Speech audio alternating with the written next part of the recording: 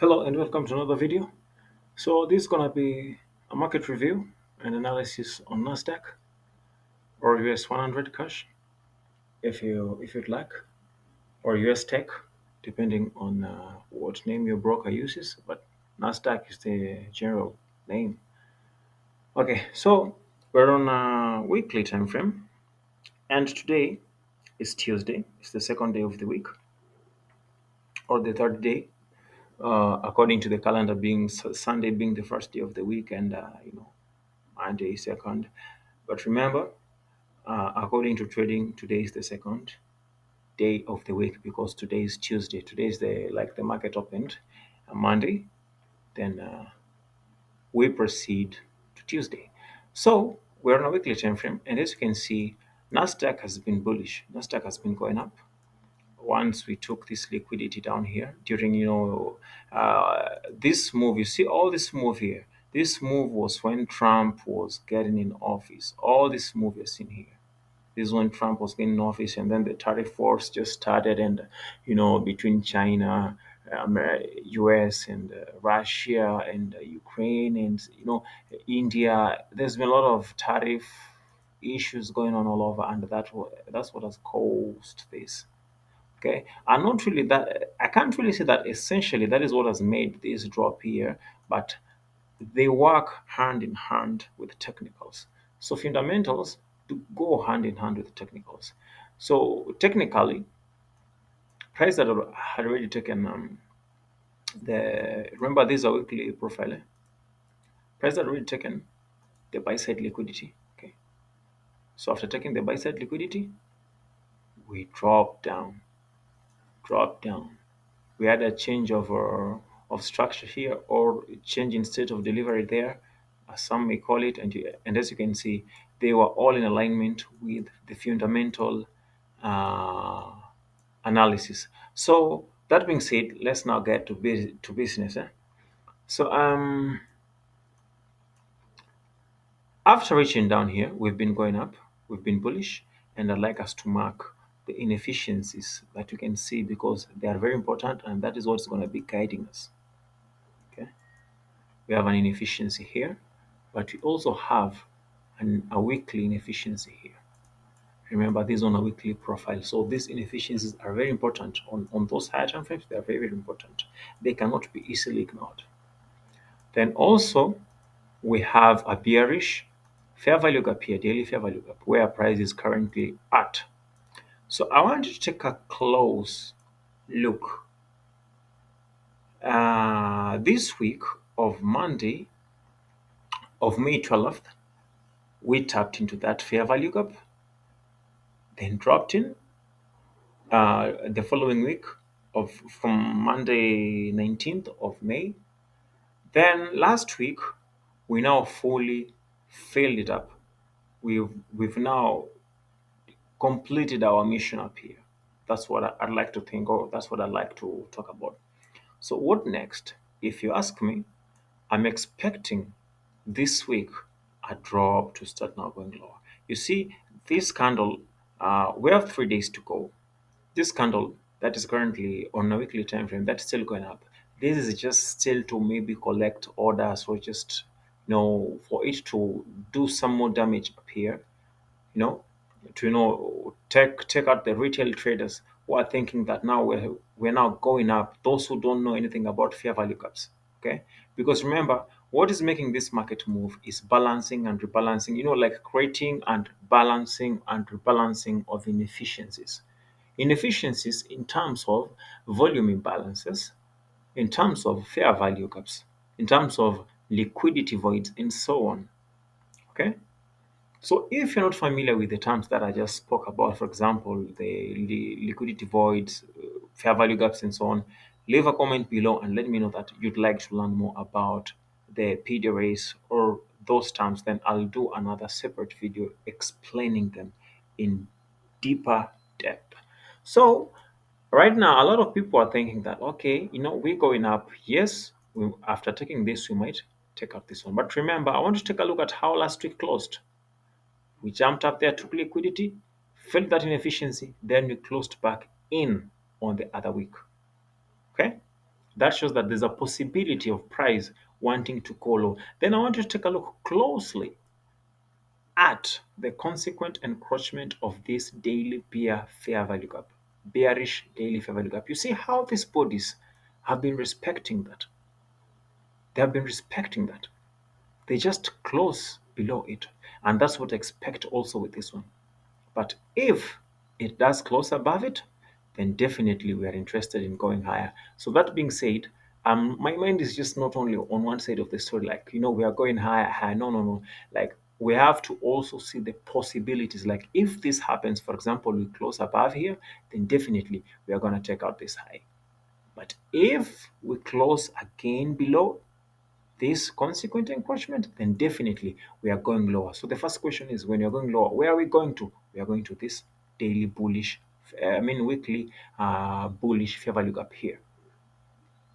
So depending on how we are going to be closing when attacking this inefficiency will give us direction on whether we're going to be attacking this other inefficiency below here, or we're just going to be attacking this one, then we move up. Okay, we drop down, fail this inefficiency, then go up looking forward for this liquidity point. Okay, so let's move now into daily time frame so that you can be able to get a clearer picture. So on a daily time frame, this is what's happening. As you can see, we have another bearish daily. Now this is on a daily time frame, fair value up here. Okay, so there's a possibility of a price going up and filling this, and I think that's what is interested into as of now, given that Monday really closed bullish, and from the look of it, Tuesday, which is today, it seems to be going to seems like it's interested in closing bullish. As you can see, we have like 1 hour and 44 minutes to go. So once it closed bullish, meaning that Wednesday, that is tomorrow, we are going to be targeting this high and eventually filling this bearish daily fair value gap. Then on Thursday, we are likely to have the classic reversal Thursdays that we're going to be now dropping. Now, when you drop in, remember we had this was a weekly bullish fair value gap, but as you can see, we have another daily fair value gap which matches it like exactly like it matches the weekly profile. So as you can see, once we attack this, we fill this one here, and we get signs of reversal, this will be our next target. So when it comes to entries, we can now take a look at hourly time frame, 15 minutes time frame, 5 minutes time frame, and eventually 1 minute time frame. I don't usually go below that. So that being said, once you attack this liquidity up here, in which I can see pricing is interested into attacking currently. So once we attack that buy side liquidity, uh, we're gonna be dropping. We're gonna be dropping down here to fill this inefficiency of the weekly and daily bullish fair value gaps. And after that, I expect us to rally up higher. And remember again, we have incoming news this week. So things are gonna get volatile. You have to be very, very careful with with the trading. So given this was just an overview of what's really going on in the markets. So this analysis will be so perfect or recommended for traders who already have an edge. Like now, whatever I just said here, they can use it to better their bias, Okay. So I'm not really giving entries where you should enter in this trade, where you should get away from. But if I am to just give a simple idea, if we are going to sell, we're going to sell from that area. Then our stop loss is going to be on top of this candle here, like that. Okay. Then you're going to be targeting this low. Sorry, this bullish fair value up here. Okay, and that will be around 1.5 1 to 5.68. Okay, so that's it, and this is what I expect with NASDAQ. So hope you guys enjoyed this one, and looking forward to the next. Maybe tomorrow I will do. I have I have some concepts going on that I'm supposed to be teaching my concepts. Um, but actually, these are things that I can't say that they are mine because they are inspired by God. I remember there was a time I prayed to God and I fasted, and I started seeing some things on charts that I've not seen anybody talking about there. Though sometimes I feel like ICT knows about them because I can see his executions. And whenever I see his executions, with mine, I feel like this dude seems to know exactly what I know, but he never taught me that. Forget about it. You see, the fair value gaps, all these are ICT concepts, liquidity and so on. All these are ICT content. But now, with my concepts, it's way more different. It involves mathematics, and it also involves specific times, and of course, it's about time and price, but not time and price the way you think it is. It's not time and price the way ICT talks about it. It's completely different. This is the work of God. And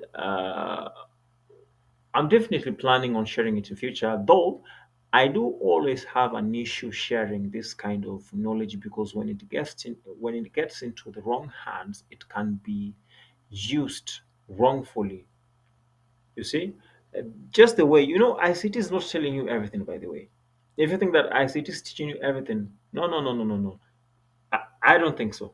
There's definitely some level of holding back that it does, and everybody else will do that because there's some level of knowledge that when you just go and pour it out there, you don't know who's gonna take advantage of them and cause problems into the trading community or into the trading markets. Then what's the point in that? Why should you give something to somebody who's gonna violate it? Okay, so I'm very careful with whatever I'm gonna be sharing. But I'll try my best. Just the way ICT usually tries his best to ensure that he gives you something that's very close to that. So it's upon you to actually use it or find something else that works better for you. So that being said, this will be the end of this video, and hope to see you in the next one.